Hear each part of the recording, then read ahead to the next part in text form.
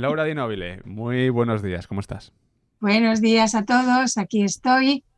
Bien, yo creo que estoy bien. Ahora el sonido te oigo bien. Creo que Perfecto. me oís vosotros también. Sí, Eh, o sea que nada, aquí ando con unos cuantos varones sentaditos a mi lado. madre mía. Hoy vas a hablarnos sobre un tema, Laura Di Nobile, directora de Centro Elba, vas a hablarnos sobre un tema muy interesante.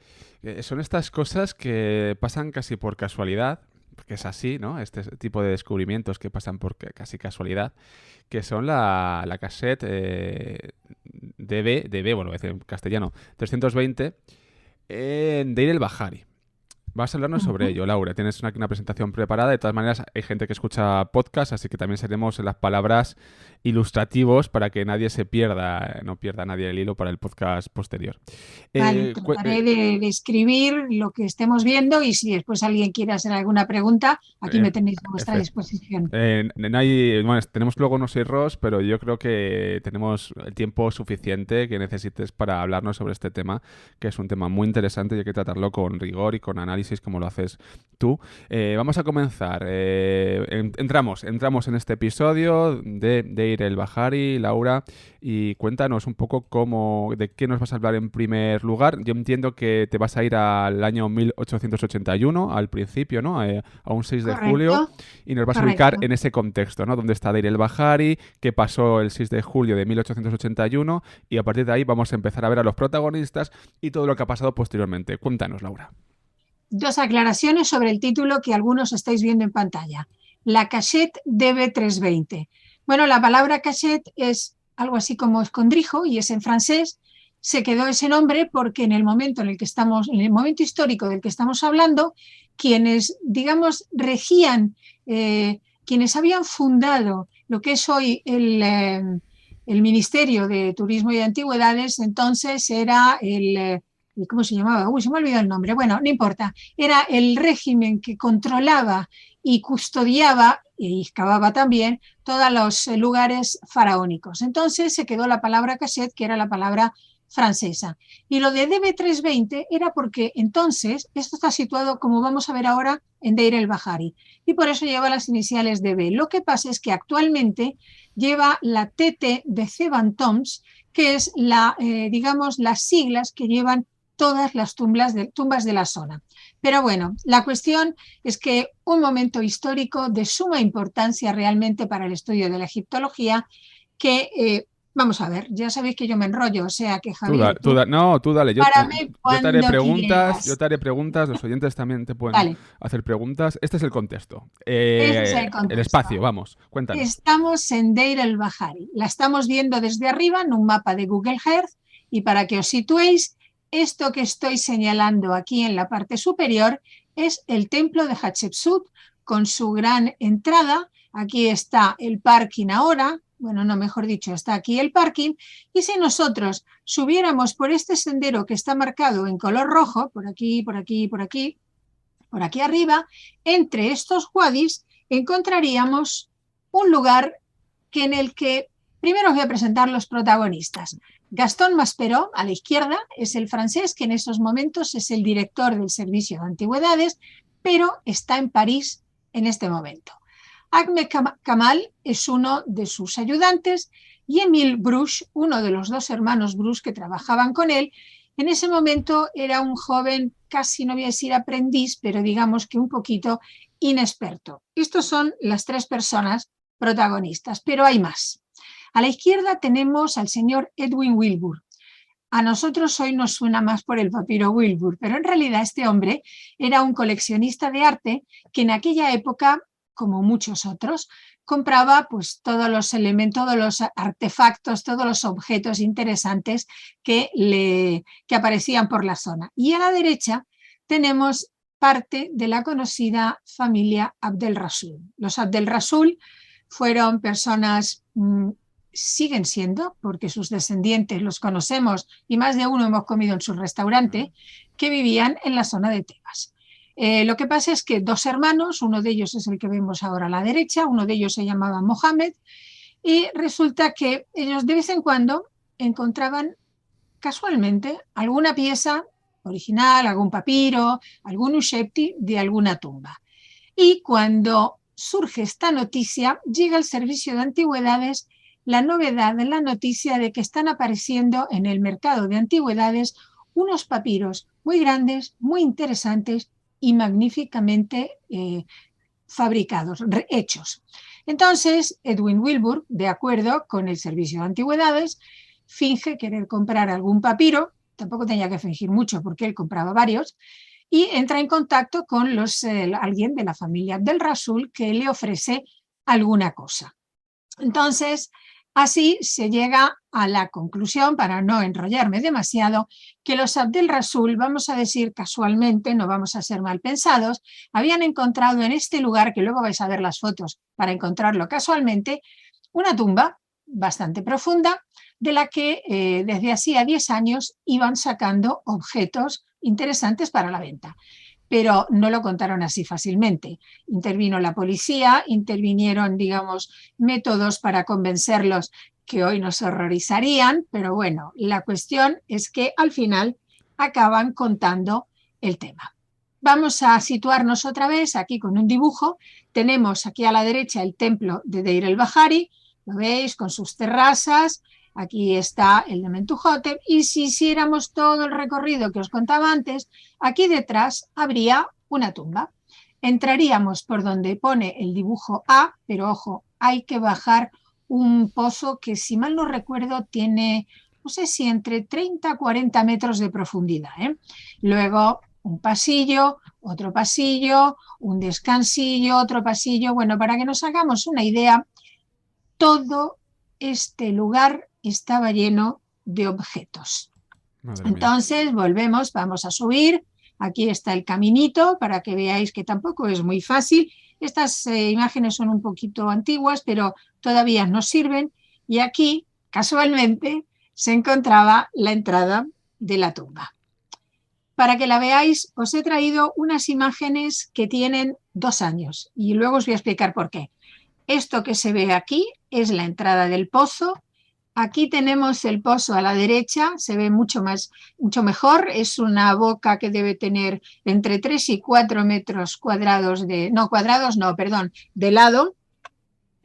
Esta es la boca del pozo, hasta se ve el fotógrafo aquí, la sombra del fotógrafo. Como veis, aquí no hay escalera, aquí no hay nada. Y según sabemos cómo se cerraban las tumbas egipcias, este pozo seguramente fue colmatado con escombros, cascotes y todo tipo de objetos. Bien, otra imagen más para que nos hagamos una idea de la facilidad con que alguien se puede encontrar un objeto allí.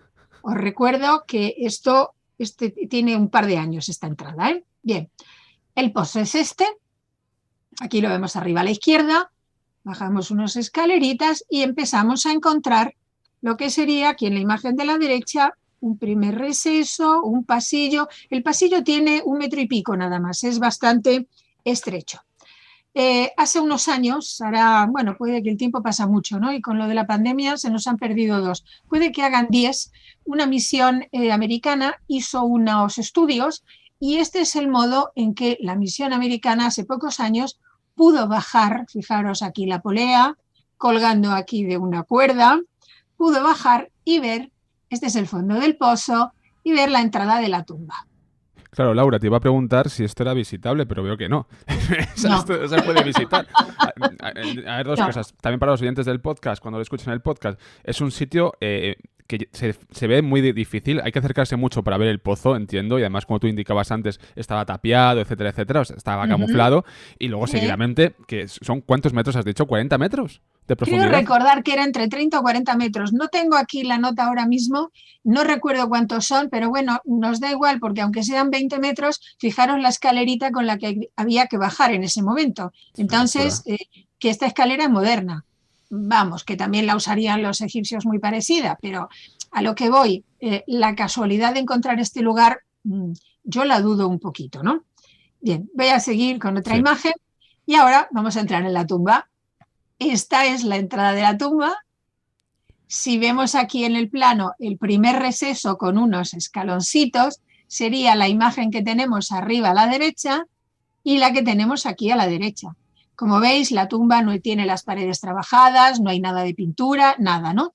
Pero todo esto, fijaros, aquí se ve muy bien el pasillo porque tenemos un taburete, no sé si podéis ver esta manchita negra, es un taburete que nos sirve un poco de, digamos, de testigo, ¿no?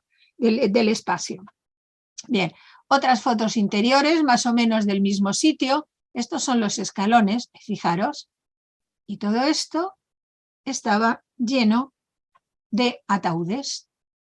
Este es el testigo, otras fotos interiores. La verdad que me costó encontrar estas fotos, pero son muy interesantes porque nos dan una idea de lo que pasó. Ahora imaginaros que todo esto estaba lleno, estaba colmatado de grandes ataúdes, cajas, cajitas, un poco de todo. Bien, aquí tenemos las últimas imágenes. Esta es la última cámara. Aquí la que estamos viendo aquí arriba a la derecha es una cámara excavada en la roca, que debe tener unos 2 metros de altura, es bastante más ancha. Aquí el pasillo se ensancha muchísimo, pero como veis también hay parte del techo, aquí el terreno es muy friable, parte del techo se ha ido cayendo sobre el pasillo. Bien, una frase que cuenta Emile Bruch, que es el que entró en ese momento en la tumba y dice: vi tal número de ataúdes que sentí que las piernas me temblaban.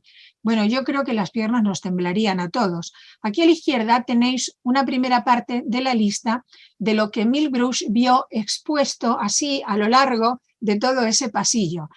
Recordemos que en aquella época allí, por supuesto, no había luz eléctrica y que cuando se entró con una antorcha. Ahora, imaginaros un lugar cerrado desde hace mucho tiempo, alguien que entra con una antorcha, no entró solo, iba alguien con él, y todo eso muy reseco. Pudo ocurrir un desastre que afortunadamente no ocurrió. Madre mía.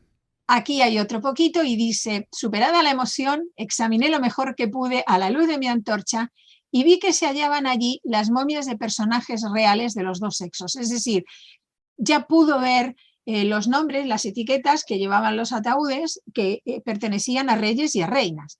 Y entonces dice: me hice cargo de la situación con un gemido ahogado de emoción, pobre hombre, estaría temblando, y me apresuré hacia el aire fresco porque imaginaros que aquello llevaba cerrado mucho tiempo. No fuera a desmayarme de emoción y aquel maravilloso trofeo, aún sin desvelar, se perdiera para la ciencia.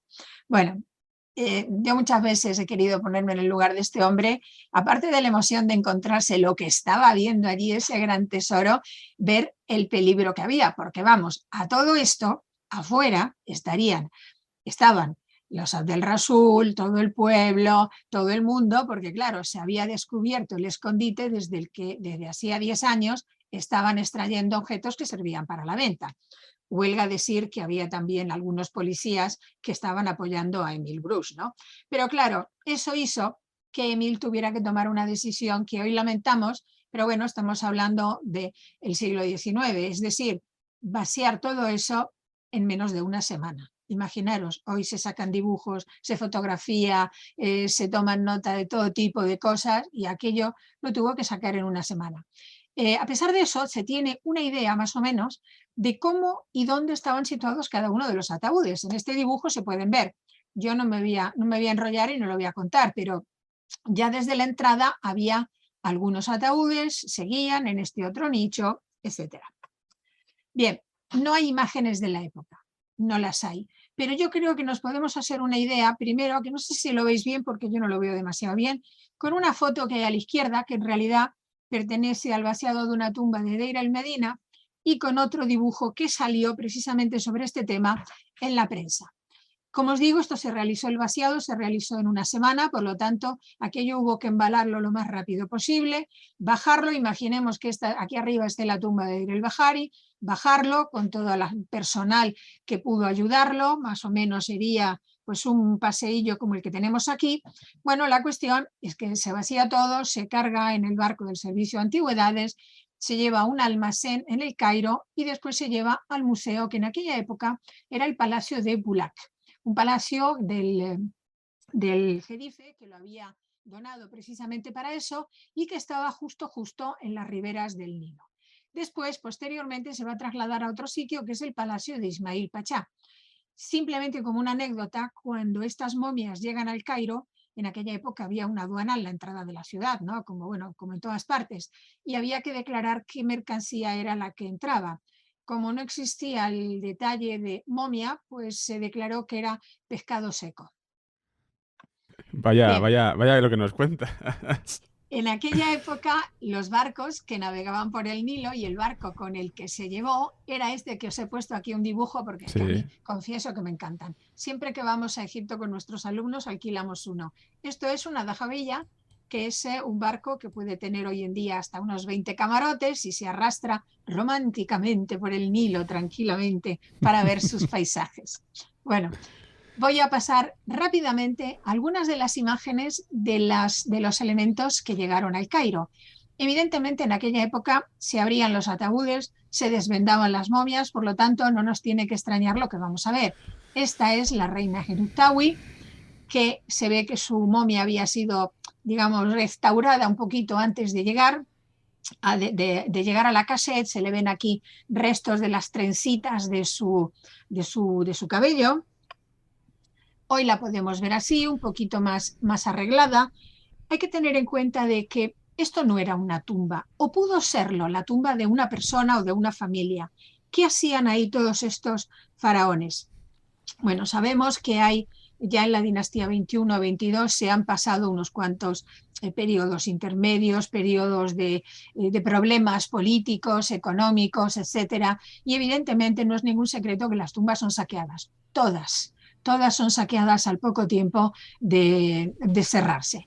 Entonces, parece ser que en algún momento los reyes, bajo del reinado, digamos, del gran sacerdote Pinedjem II, se toma la decisión de recoger todos los restos que hay en las distintas tumbas y algunos vendarlos nuevamente, porque las momias habían sido saqueadas también, para quitarle las joyas, vendarlos nuevamente, volverles a poner sus vendajes, en su mayoría una etiqueta que identificaran quién era la persona, y se meten en dos escondites que conocemos hoy. Uno es la T320 y el otro es la KV35, que es la tumba de Amenhotep II.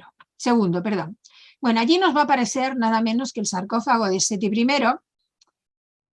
Bueno, un sarcófago atribuido a Seti I. Vamos a ser claros. Si todos conocemos el poder que tuvo este faraón, la tumba que se ha hecho, luego vamos a ver alguna fotografía, también podemos imaginar que su ataúd original pues no sería uno tan sencillito como este, ¿verdad? La tumba es Bueno, pero lo impresionante, podemos Laura. identificar. Dime. Perdóname. La tumba es impresionante, la tumba de Seti I Sí, en el sí. Valle de los Reyes. Yo cuando estuve allí me quedé fascinado. De hecho, yo creo que de mi visita a Egipto siempre diré, junto con Elefantina, que me pareció un espacio increíble, único. En cuanto a tumbas, la tumba de Seti I me dejó maravillado. Es fabulosa. Es fabulosa. Bueno, pues allí en algún momento estuvo este ataúd con su tumba. Hoy la encontramos, esta foto es del Museo del Cairo, con su etiqueta, uno de los susceptis. Y también esto no estaba en la 320, pero lo he puesto un poco porque no todo el mundo sabe que en Londres, en el Museo Sir John Soane, se encuentra el ataúd de alabastro en el que estaba situado el sarcófago de madera del rey. Es esta pieza magnífica de un alabastro, bueno, es alabastro egipcio, en realidad es piedra caliza.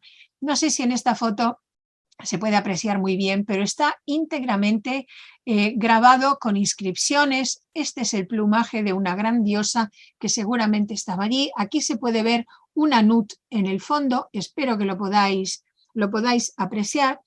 Y esto es una sorpresa que me encontré preparando esta charla. Este dibujo es de 1825 y fijaros, aquí vemos el sarcófago del rey justo en la sala en la que está colocado en el museo y tiene tapa. Yo la verdad es que no sabía que tuviera tapa, porque esta tapa no está en ningún lado, nadie sabe dónde está, porque de hecho este trozo quizás podría ser de la tapa, pero ni se menciona, ni se dice, ni nada. A ver si hay alguien que se pone a buscarla y nos dice un poco a ver dónde está y qué se puede estudiar y publicar sobre ello. Laura, incluso, qué interesante es esto. A través de dibujos del siglo XIX, esto lo hemos hablado mucho en el Café de la Lluvia, podemos ver elementos que se han perdido ya materialmente, claro, que se desconoce su procedencia. Y quién sabe si con este tipo de dibujos se puede investigar, se puede intentar tirar del hilo para encontrar de una manera o de otra este tipo de elementos perdidos y en todo caso también recuperar en cierta medida, aunque sea ya de una forma simbólica, el patrimonio. Claro, haciendo un paréntesis un poco fuera de tema, recordemos que la famosa descripción del Egipto que realizan los savants que lleva Napoleón a Egipto dibujan muchísimas cosas, algunas con un poquito de imaginación, pero otras con tanta precisión que hoy sirve para saber cómo eran algunos monumentos que no tenemos. Y he aquí la tumba de Seti I, no podía evitar Qué ponerla. maravilla. Bueno, Qué cuando maravilla. vamos no nos dejan fotografiarla, a veces lo podemos hacer, pero bueno, es una tumba magnífica y yo diría a todo el mundo que vaya al Valle de los Reyes que pague un poquito más y vaya a verla. Es una experiencia realmente impresionante. Bueno, pues esta es la sala del sarcófago. Esta pared que tenemos aquí a la izquierda es esta misma que tenemos aquí, o sea, es decir, la sala vista por dos lados, y aquí en el medio estaría situado pues un gran ataúd, un gran sarcófago de piedra exterior, el de alabastro y luego adentro todos los demás. Pero no me quiero enrollar, vamos a pasar un poquillo a lo que había en la parte central, ya sabéis que si no yo hablo mucho, y allí nos encontramos a Seqenenratao. Yo creo que todo el mundo ha oído hablar de este rey, es ese rey que cuando nos muestran la momia está muy, muy machacada, o sea, se ve, evidentemente ha muerto por tema violento, quizás en guerra, etcétera. Pero bueno, yo lo que quería era que vierais que aquí tenemos un típico, bueno, uno de los primeros, digamos, sarcófagos rishi. A la izquierda es el de Seqenenratao y a la derecha, espérate que nos voy a desplazar, nos traigo aquí, a la derecha os he traído uno que no es de él, pero es para que lo veamos. Es un sarcófago rishi característico de finales de la dinastía 17, comienzos de la 18. Es llamado así, bueno, sus características son que la parte superior es casi plana y que el cuerpo está decorado con unos grandes plumajes. ¿Los veis aquí? Quien no los veáis, pues si tecleáis rishi, el sarcófago rishi en Google, pues os van a salir muchos, ¿no? Y estos ya son el saqueo inclusive de esta tumba es mencionado en el año 16 de Ramsés XI en el papiro Abbott. Otro sarcófago más o menos de aquella época es del gran rey Amose, el gran rey que según históricamente vence a los hicsos y que podemos ver que en su momento estaba perfectamente vendado y con unos collares florales funerarios de los que algún día se podría hablar. Javier, toma nota. Tomo Y nota. que Amose, bueno, os he puesto aquí esta hacha ceremonial que es de oro con alma de madera y que apareció en la tumba de quien se cree que fue su madre, la reina Jotep. Pero miraros, por ejemplo, al margen de encontrar piezas de oro y todo esto, hay algo muy interesante que nos va a dar este gran hallazgo y es que en algunos casos vamos a ver los sudarios o restos de los sudarios originales, como este trozo de tela que tenemos aquí en la imagen. Lleva, por supuesto, los cartuchos del rey y algunas inscripciones. No todos están completos, pero hay alguna historia. Algunos ataúdes, bueno, la mayoría de los ataúdes los podemos ver de madera y casi, aunque no sea muy científico, pelada. ¿Qué quiero decir? Pues en este, quizás en la parte superior se ve mejor que lo que sería la gran peluca de la reina, esta era el ataúd de la reina Jotep, de una de las Jotep, tiene como unas incisiones en las que seguramente estaban las incrustaciones de vidrios o inclusive en este caso sería de piedras de colores, trocitos de oro, de cornalina, de lapislázuli y evidentemente lo primero que se robaba de estos ataúdes era esto.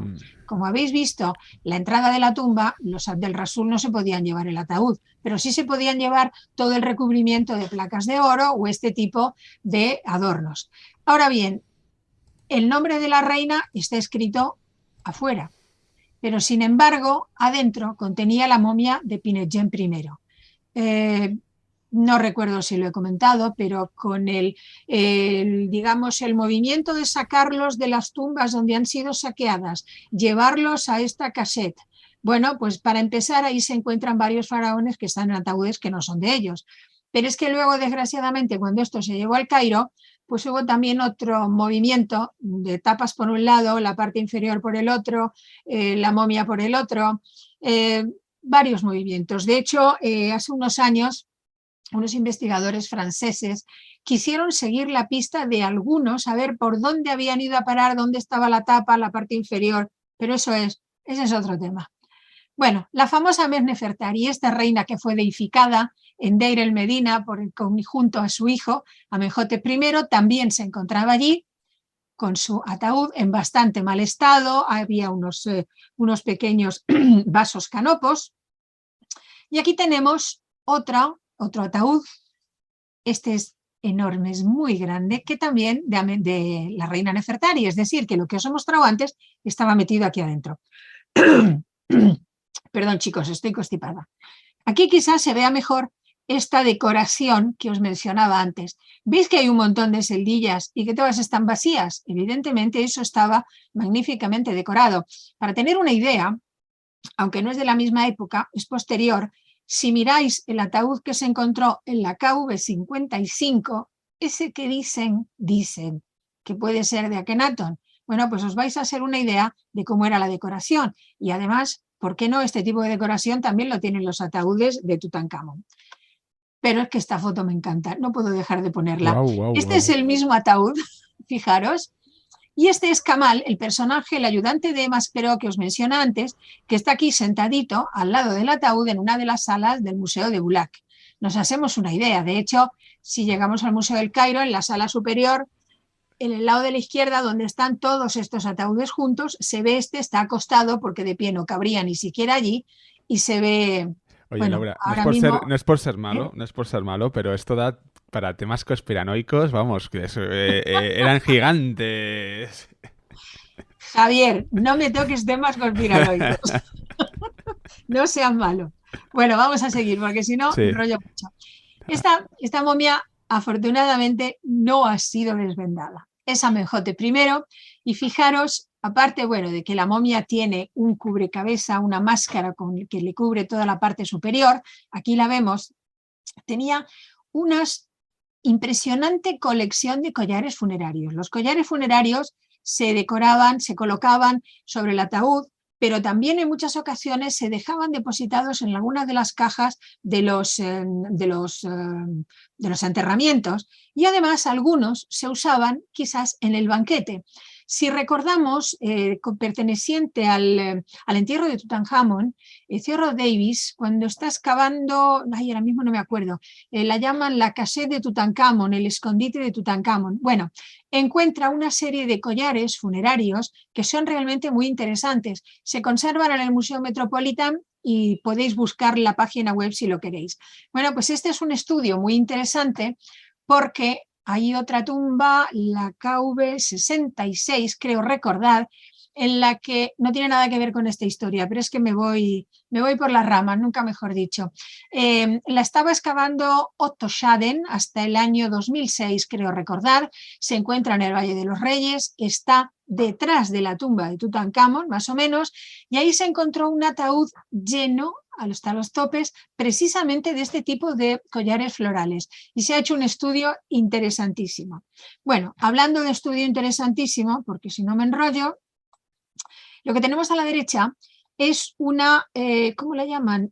Tomografía computerizada de lo que es la momia de Amenhotep I. Como os dije, antaño las momias se abrían, hoy en día no se desvendan, y lo que se hacen con estos sistemas, estos escáneres tan interesantes que tenemos, se puede saber por dentro cómo es y muchos de los detalles de los restos del difunto. Ya sabéis que esto es, bueno, pues cuando alguien tiene algún problema lo ponen en ese túnel que hace, por cierto, mucho ruido y se ve todo el cuerpo separado en rodajitas, ¿no? Entonces es muy interesante para conocer cómo estaba. En estos momentos en el CaixaForum de Madrid, que seguramente se llevará a algún otro lado, hay una exposición sobre los estudios que hizo el Museo Británico sobre alguna de las momias. Hay varios vídeos sobre esto, os los recomiendo a todos.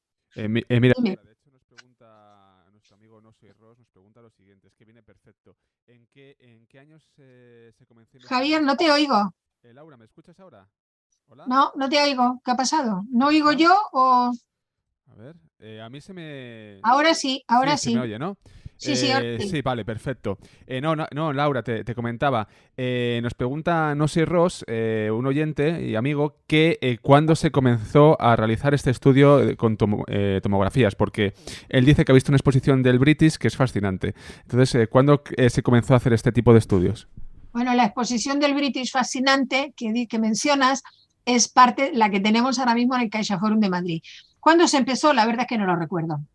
Me pillas, te lo puedo mandar un mensaje luego porque tengo aquí el catálogo, pero vamos a decir que por lo menos hace unos 10, quizás 15 años que se empiezan a hacer estos estudios, que es cuando en los hospitales se encuentran estos grandes escáneres y además se pueden poner a disposición de los grandes museos. Se hizo también otro estudio muy interesante cuya información hay en el Museo Arqueológico Nacional, un estudio del que se encargó la doctora Mari Carmen Pérez Díez y Sí. que se estudiaron 4 momias, 3 del Museo Arqueológico y una del Museo Etnológico. Es un estudio también interesante que valdría la pena que le pudierais seguir el tema. Es más, el vídeo creo que está colgado en la página YouTube del Museo Arqueológico de Madrid. Sigo, porque veis que vamos saliendo en ramas. Bueno, de Tutmosis primero tenemos este ataúd, el exterior, que lo vemos a la izquierda en la imagen original. Esta tumba seguramente fue saqueada porque estamos hablando del ataúd que aparece en la 320, pero que en la KV38 habían aparecido ya sus vasos canopos y en la KV20 otro ataúd también con su nombre. Es decir, que aquí hubo un quita, pon, levanta, saca, vete tú a saber en el momento en que se saquean las tumbas. Desgraciadamente están en muy mal estado, ahora están bastante mejor, pero están restaurados y se pueden percibir algunos de los detalles. ¿Y qué vamos a decir del gran Tutmés III? Yo imagino que la imagen de este rey que tenemos todos, o casi todos, es esta magnífica estatua que os he puesto aquí en el centro, que se encuentra en el Museo de Luxor. Pero desgraciadamente su ataúd estaba en el estado en el que lo vemos aquí a la izquierda, es decir, totalmente despojado de su decoración, casi irreconocible. La momia había sido revendada, pero, fijaros, tiene justo en el lugar del corazón un agujero que ha penetrado a través de todas las capas de momificación. ¿Y para qué era? Pues evidentemente para quitarle ¿cómo se llama? El escarabeo del corazón, que era una pieza de joyería generalmente muy valiosa. Si recordamos un poquito, Tutmés III, gran faraón, su reinado llega casi hasta el reino hitita y su tumba, yo estoy segura de que nadie la puede olvidar porque hay que subir toda esta escalera, está situada al fondo del Valle de los Reyes, perdón, y luego tiene una de las magníficas salas en forma de cartucho con los libros sagrados pintados en las paredes. De este periodo, una de sus esposas y algún personaje más también van a tener las alas en forma de cartucho, pero ninguna se ha terminado. Pero eso es otra historia. Bien, si nos vamos a Ramsés I, bueno, lo de Ramsés I ya es de película. Ramsés I no había aparecido que se supiera en la 320, pero hace puede que 20 años, más de 20 años, se descubre un ataúd de la dinastía 21 justo con restos de otros ataúdes. Bueno, esta es la tumba de Ramsés I, para que la recordéis. El techo está sujeto con estas barras, no sé si las han cambiado. Un gigantesco sarcófago de piedra, otro magnífico, todo labrado, que se conserva en el Museo del Louvre. Y resulta, voy a contar una historia. Sir Thomas Barnett, uno de estos personajes con mucho dinero que hacían los viajes a Egipto, realiza un viaje, al parecer, en el que recoge muchos elementos que va a colocar va a situar en un museo que se llamará Niagara Falls Museum. Su hijo, que tenemos retratado en la imagen de la derecha, hace otro viaje a Egipto y también adquiere muchos objetos. Pero Engelbrandt y Wolfgang Pam, creo que es Pam, no veo bien aquí el nombre de la persona. Pal, sí. Pal, ¿no? Es que tengo un cartelito aquí del Zoom. Hace 20 años, puede que más, realizan un estudio precisamente en el museo en el que está situado este ataúd, que veis aquí a la izquierda y aquí a la derecha, siendo estudiado. Hay una momia dentro, por estos dos personajes, y que ellos lo van estudiando y llegan a la conclusión de que es un ataúd real, es decir, de algún personaje real. Hay una ley en Egipto que prohíbe que cualquier miembro de la familia real, inclusive de la época de los faraones, se encuentre fuera del territorio egipcio. Entonces, cuando ellos publicaron su investigación sobre esta posibilidad, no lo aseguraban. Espera, que se me ha quedado bloqueado. Un segundo, chicos, que no puedo pasar a la siguiente página. No te preocupes, no te preocupes. Aquí la tenemos. Ahí estamos. Ya está. Sí.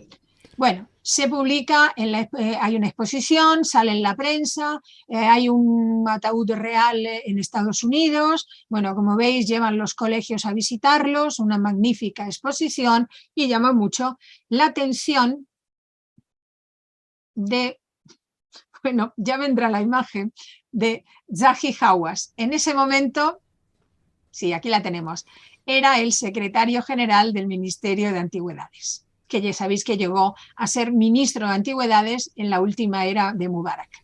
Bueno, pues huelga decir la que se montó, la que se armó. Se empieza una reclamación oficial, otra reclamación, al final se consigue. Bueno, la cuestión es, la historia es que con gran pompa y recibido con la bandera de Egipto que podéis ver aquí y con honores militares, el 26 de octubre de 2003, la momia de Ramsés I, y por supuesto su ataúd también, vuelve a Egipto. Aquí tenemos el momento en que, bueno, ya no estamos acostumbrados a estas grandes presentaciones.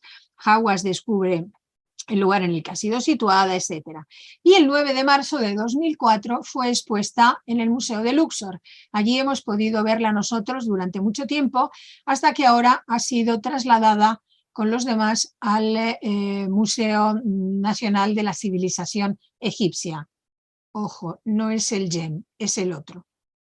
Bien, entonces, sigamos y vamos a hablar ahora de un tema que este año a nosotros nos tiene muy interesados.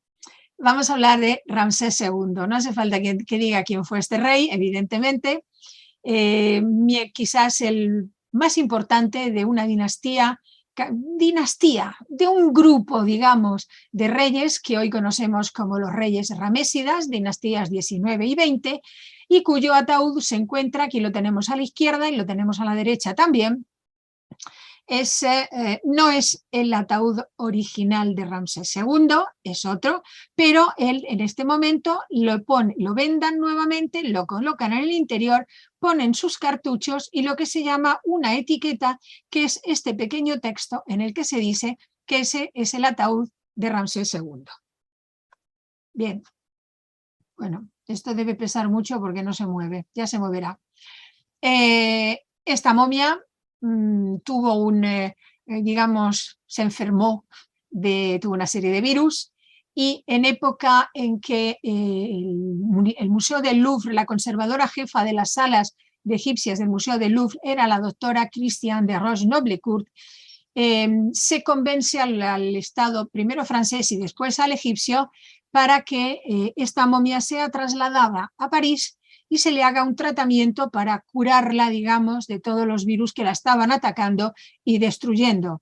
Huelga decir que las momias no es que sean inertes, las momias pueden continuar su putrefacción y además los humanos podemos transmitirle algunas bacterias que las destruyan.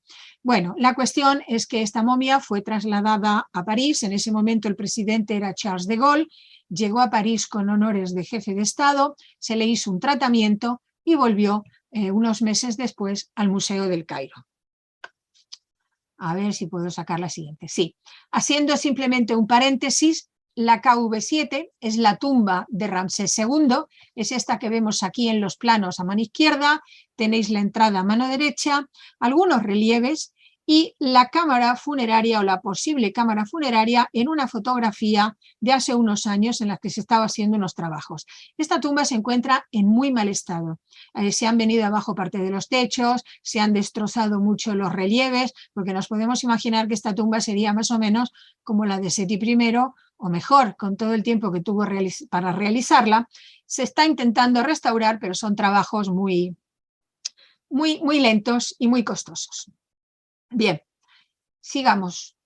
A ver, bueno, no sé qué pasa, por qué está ralentizado esto hoy, pero ya llegará. No te preocupes, ahí está. Aquí tenemos. Sí, aquí tenemos. Bueno, esto yo lo voy a contar porque esto se ha publicado y se da como cierto, pero confieso que yo no me lo creo. Bien, entre los objetos que se encontraron, yo os dije que habían aparecido ataúdes, sarcófagos, cajas y cajitas. Entre las cajitas aparece esta imagen que tenéis a la izquierda. Esta cajita es una cajita muy pequeña, no sé, tendrá 30 centímetros de alto, una cosa así, con los cartuchos de Hatshepsut, de la reina Hatshepsut. Es de marfil y en el interior contenía un hígado momificado y un envoltillo con los restos, con una muela, las que tenemos en la boca. Bueno, no nos vamos a enrollar, la cuestión es que Hawass, siguiendo este proceso de investigar todos los reyes de Egipto y de hacer un árbol genealógico, con unos estudios de unos investigadores, llegan a la conclusión de que esa muela pertenece a esta momia que está aquí, en la que está el retratado, porque esta momia tiene un hueco en el lugar de un molar. Ha sido identificada como Hatshepsut. No sigo hablando del tema. Pasa a otra. Pasa a otra pantalla.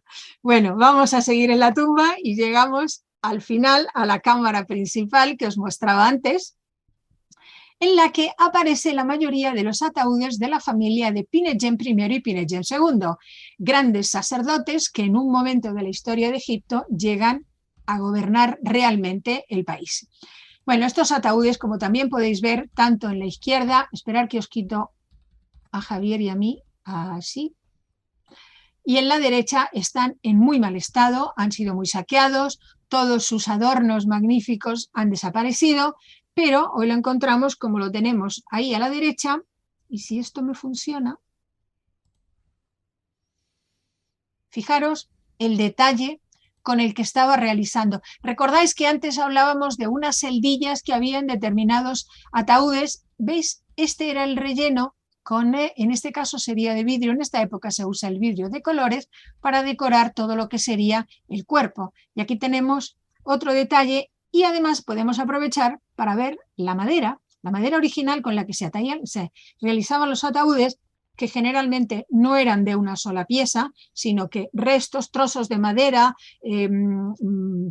bloques para hacer las caras, etcétera, ¿no?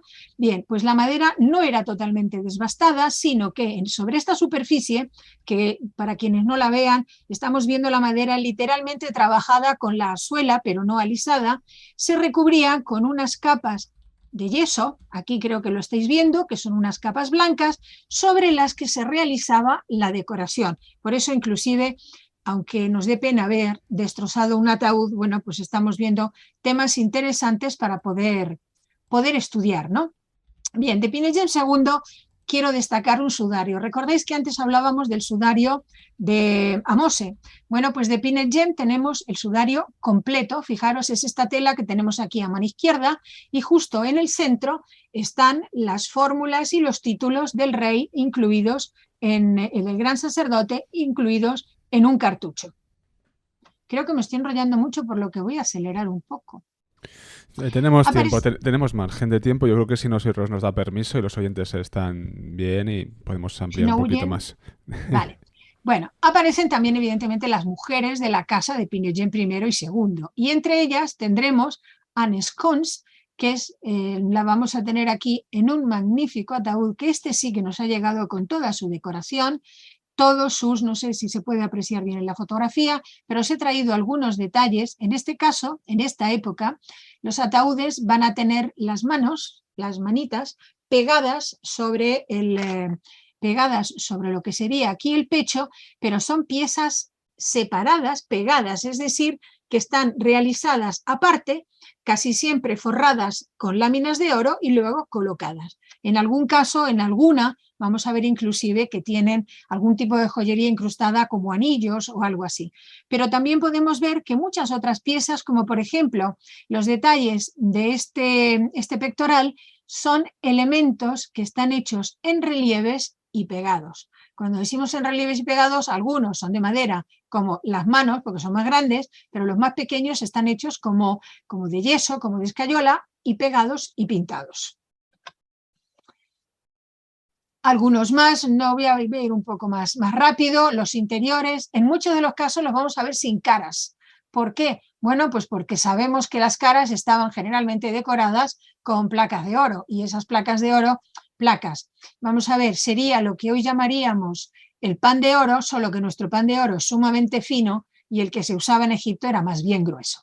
Bueno, de Nescons conservamos unos papiros realmente magníficos. Tenemos a la izquierda uno que está, bueno, en realidad es una tabla con un texto muy interesante, y luego uno de los grandes papiros de esta dinastía que se conserva aquí en esta fotografía original. También nos llegaron en su momento los vasos canopos. Bien. Bueno, no sé. Hoy está rebelde el ordenador y eso que está libre. Está de sábado. Bueno, estos papiros van a destacar primero porque son muy largos. Para quienes hayáis estado en el museo del Cairo, el de Plaza Tahrir, cuando se suben las escaleras del fondo, vais a ver que en las paredes, tanto en el fondo como a los laterales, hay unos larguísimos papiros que están cerrados en unas vitrinas. Bueno, pues generalmente esos son los de la dinastía 21. Algunos objetos más que van a aparecer mucho, que son estos típicos vasos de fayenza azul, son característicos de este periodo y que además, bueno, como en ese momento llega mucha cosa, se han ido distribuyendo, están en el Metropolitan, en el Museo Arqueológico de Atenas, en el Museo Británico, en el de Manchester, en la colección Mears, o sea que hay un poco de todo. Desgraciadamente estos objetos se van distribuyendo mucho. Voy a pasarlo muy de largo, pero sí quisiera destacar, nos ha llegado enterito. ¿Veis la cara? ¿Veis lo que os decía antes? Que la cara se extrae del ataúd porque tiene toda esta placa de oro. Bueno, pues esta también tenía unas magníficas decoraciones aplicadas. A ver, que quiero llegar al fondo. También de esta reina de Isenheb ha llegado uno de los papiros larguísimos que se distinguen además en este periodo porque las viñetas que los decoran son cada vez más grandes. En este caso están utilizando todo lo que sería una hoja de papiro. Y esto precisamente es lo que llamó la atención. También había otros elementos de ajuar, como por ejemplo vasos rituales. Estos vasos los estamos encontrando desde el Reino Antiguo, solo que en distintos tamaños y en distintos materiales. En el Museo del Cairo hay muchísimos. Generalmente los vamos a ver situados sobre su mesita con los huecos. Y a pesar de ser personajes reales, personajes, digamos, de la casa real, con elementos decorativos muy caros, nos vamos a encontrar pequeños cajones, digamos, hechos con tiras de papiro. ¿Veis este de aquí? Esta es la fotografía de cuando llegan al Cairo. Y en el interior lo que solía ver eran trozos de carne momificada.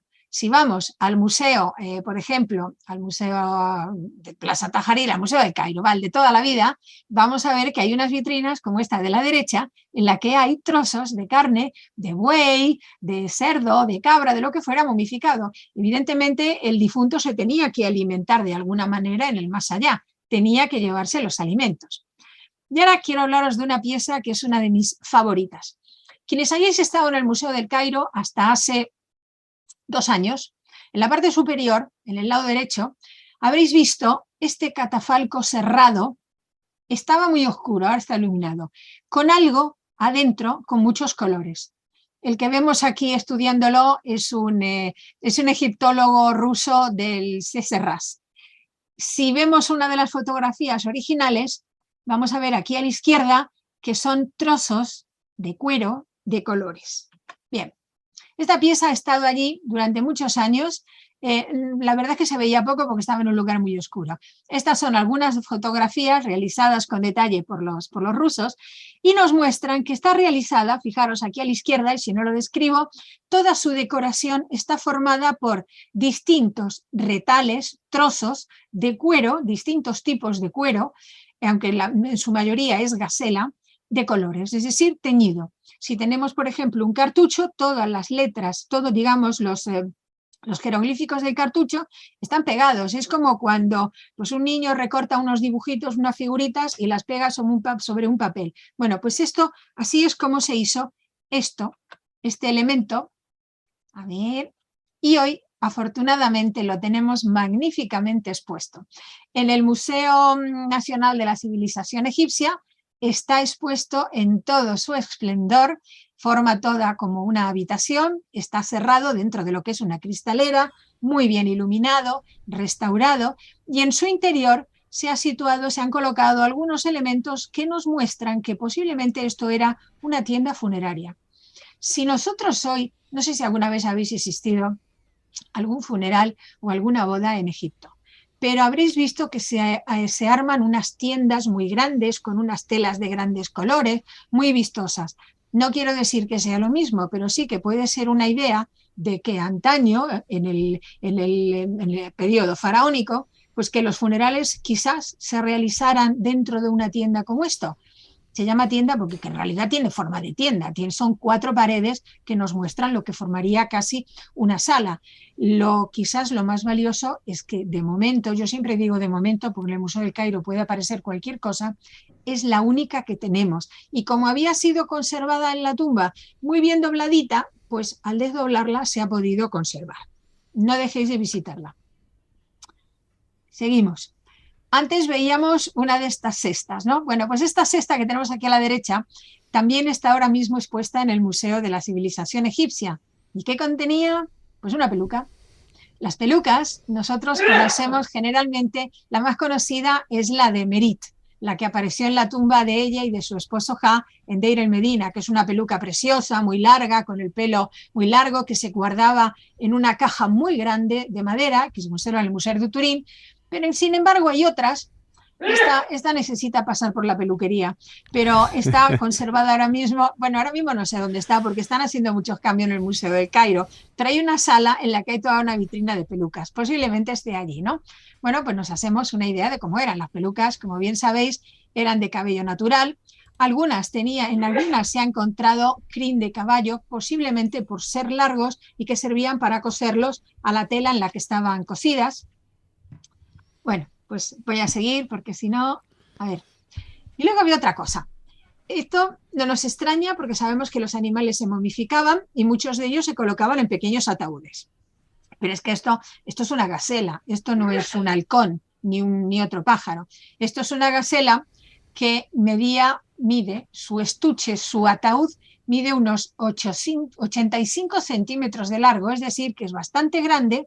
Esta es la fotografía de cuando se originó. Ahí esta se me ha montado. Bueno, no importa. Aquí podéis verla envuelta con su gran cantidad de telas. Eran telas que tenían varias piezas. Bueno, el estuche es de varios trozos de madera de sicomoro, diversos. Y la gasela es una gasela Dorcus. O sea, se ha podido identificar el tipo que era. Pero lo curioso es que estaba envuelta en varias telas de lino. Eso no nos tiene que extrañar porque las momias también se hacían así. Pero también, como supongo que sabréis, esas telas no eran nuevas, generalmente eran telas, en muchos casos reutilizadas, de vestidos, de sábanas o de telas así, se ha podido comprobar, porque en algunos casos se ve la decoración. No sé si se puede apreciar en este recuadro que os he puesto. Aquí, por ejemplo, hay un borde que forma parte del tejido, es decir, es como todo un borde azulito con rayitas que tenía también, que nos muestra que esto había sido usado. Bueno, rápidamente vemos algunas fotografías antiguas del Museo de Bulaq.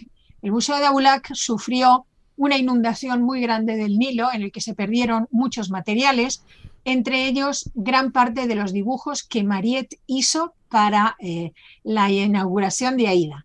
Aquí están los ataúdes hallados, expuestos. Sigo. Otras imágenes de cómo estaban. Bueno, esta de la izquierda ya os lo había puesto. Esto es un dibujo, pero bueno, era más bien un almacén más que un museo. Era un almacén donde se colocaban todas las cosas, se podían ir visitando, viendo, mirando. Y bueno, pues aquí volvemos a tener a Kamal, que le gustaba sentarse cerca de los grandes ataúdes, las vitrinas que después hemos visto en el Museo del Cairo, que creo que las están cambiando, todo muy, muy juntito, muy apelmazado, pero por lo menos bien expuesto. Hemos hablado antes de que las momias se desvendaban.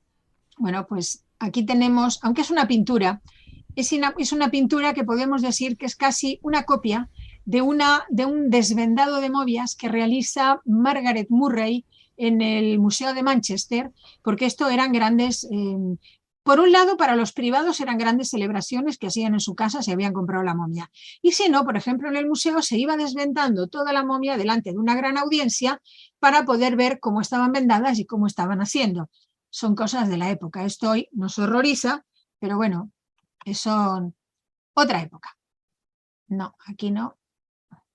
¿Qué me pasa? A ver. Uy, se me está revelando esto hoy, pero bueno, ¿qué pasa? Pasamos. Esta es. Ahí tienes la imagen. Vamos a otra foto histórica. Esta es la cassette. Esta es la entrada de la cassette. ¿Y quién está aquí en esta esquinita? Mohammed Abdel Rasul. Este hombre seguramente se quiso fotografiar ahí como mostrando que era su territorio, pero claro, esto es ya después de que se vaciara la cassette, ¿no? O sea, es una foto, pues sí, histórica, porque hoy en día no la podemos hacer, no nos podemos poner ahí, es en un lugar peligroso, y él va y se coloca. Hay que decir que toda esta zona está llena de grafitis, y ese es el trabajo que están realizando ahora mismo. Bueno, tengo otra aquí. Bueno, paréntesis. Las momias tal y como están expuestas hoy en el Museo Nacional de la Civilización Egipcia. Las fotos, está prohibido sacar fotos, pero yo las he sacado de la prensa.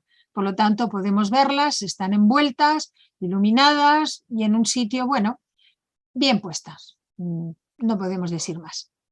Vuelvo a lo que estaba diciendo de Abdel Rasul. Hoy en día, en ese wadi, que es el Wadi C2, está trabajando una misión arqueológica de la Universidad Complutense de Madrid, dirigida por el doctor Pérez Axino, y precisamente lo que ellos están haciendo ahora, uno de los equipos de esta misión, están realizando todo un estudio de todos los grafitis que hay en estas paredes, que hay precisamente alrededor de la tumba.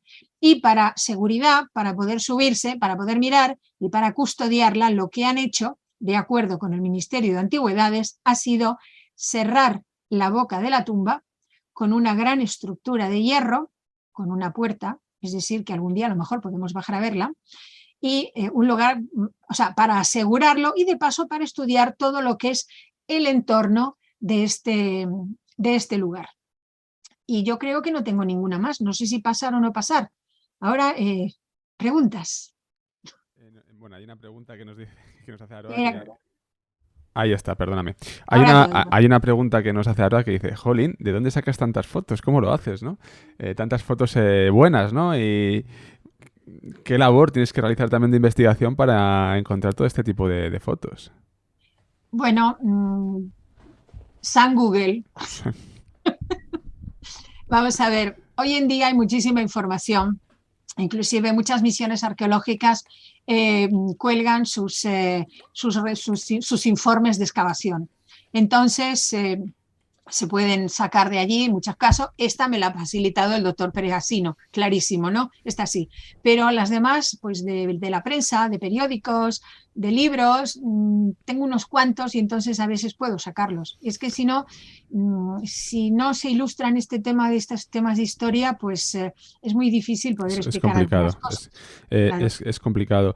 Fíjate que yo estaba pensando que, claro, cuando se halló todo esto, ¿no? Se descubrió todo el pastel, estábamos en un contexto en Egipto en el cual pues la venta de antigüedades estaba a la orden del día. Es decir, la gente saqueaba, ¿no? Que la gente que sepamos esto, que hay muchas piezas que no van a estar ya, que o están totalmente descontextualizadas por esto, lo que sucedía, que en los mercados pues la gente vendía las piezas.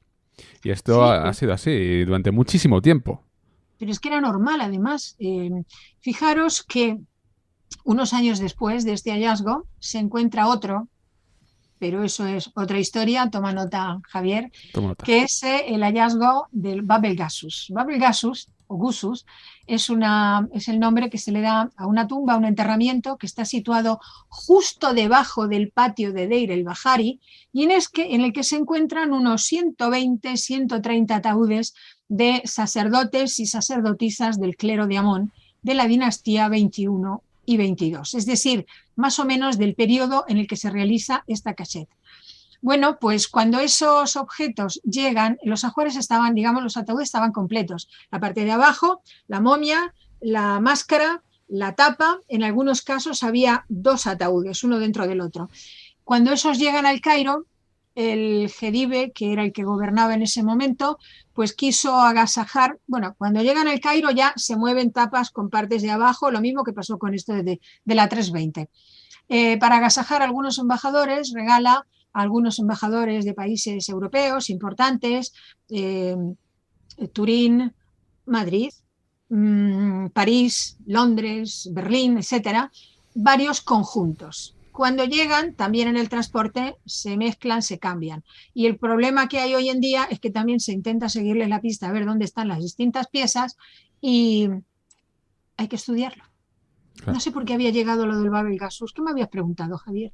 No, por la venta, por el mercado de antigüedades que se realizaba Sí, durante muchas décadas en aquella época. correcto. Se podía regalar. Entonces, claro, por eso, aparte de que estaba el tema de esa ley, de que estaba el tema del saqueo. O sea, todos sabemos cómo llega la piedra de Rosetta a Berlín. Imagino que todos lo sabemos. Y claro, ahora se reclama, pero eso se consideró en su momento botín de guerra. Entonces, bueno, pues ahí lo Bueno, dejamos mejor. En el British está ahora. Sí que he dicho. En Berlín. British. En Berlín. Es Ahora que es quiero con ir a el Berlín busto de yo. Nefertiti. Sí. De hecho, hay una. No, te iba a preguntar, pero no contestes si no quieres, ¿eh? No, que hay una polémica ahora mismo, bueno, que con este tema, que es el eterno dilema, ¿no? De devolver las piezas. Se ha reclamado la piedra Rosetta por parte de arqueólogos egipcios de vuelta, ¿no? A Egipto. Es un tema muy controvertido. Laura, no sé si quieres dar tu opinión, si crees que es muy controvertido y no te metes en temas espinosos. Respetamos, obviamente, no. Mejor que no. Vale, pues ya está. Luego en la sobremesa del Café La Lluvia lo hablaremos con los oyentes. Otra cuestión. Tú tienes un centro de estudios Selva y bueno, ya cuéntanos un poquito lo que hacéis y bueno, sácanos un poco de información por si la gente se quiere apuntar a algún curso. ¿Puedo contaros algo? ¿Puedo hacer un poquillo de publicidad? Un poco. Bueno, en realidad lo que hacemos son impartir cursos, dar conferencias. De hecho, antes de ayer impartimos una abierta Urbi et Orbe para todo el que se quiso apuntar y generalmente son cursos, no lo voy a ocultar, casi todos sobre egiptología. A mí es lo que me apasiona, es lo que más me gusta. Tenemos cursos un poco para principiantes, otros para gente más, ¿cómo se dice?, que ya lleva muchos años estudiando. De hecho, ¿puedo pasar pantalla? Sí, sí, dale, dale. Espera. Este es nuestra joya de la corona.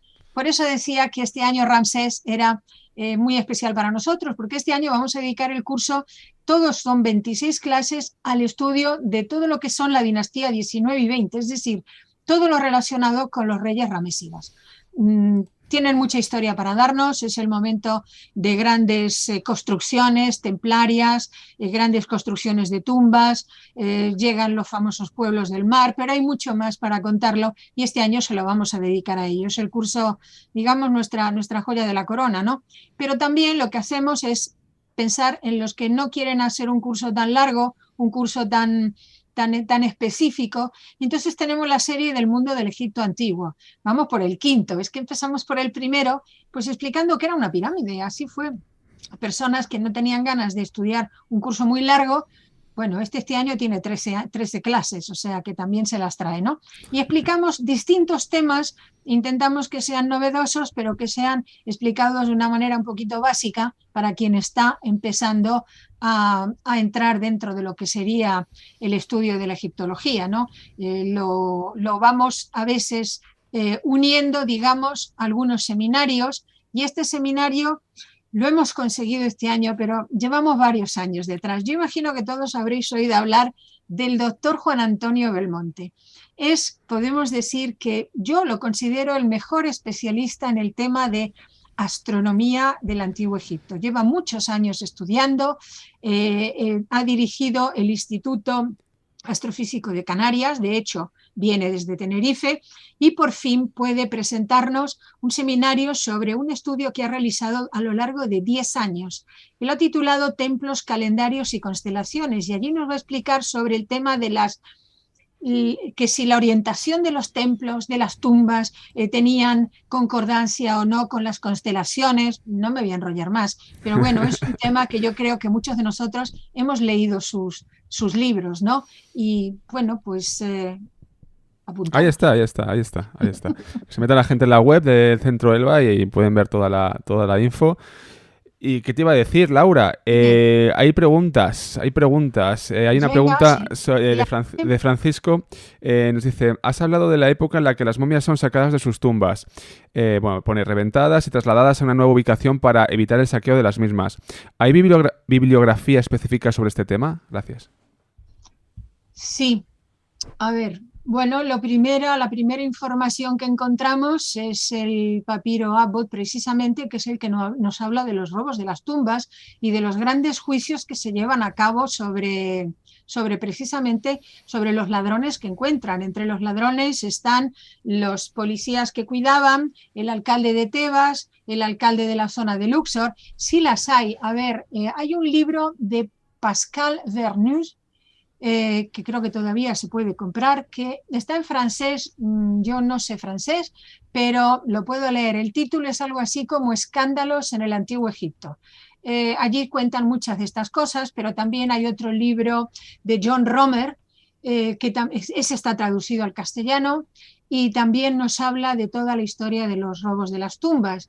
También hay otro libro de Nicholas Reeves que nos cuenta, a ver cómo se llama ese libro, a ver si lo veo. No lo veo desde aquí. Bueno, Nicholas Reeves nos cuenta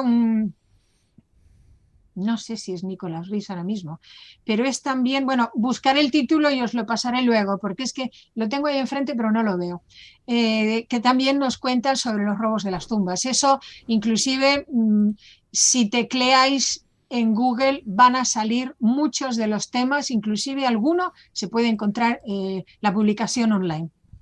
Es que si sabía que me hubierais preguntado eso... Bueno, preguntas del directo, no estaba preparado.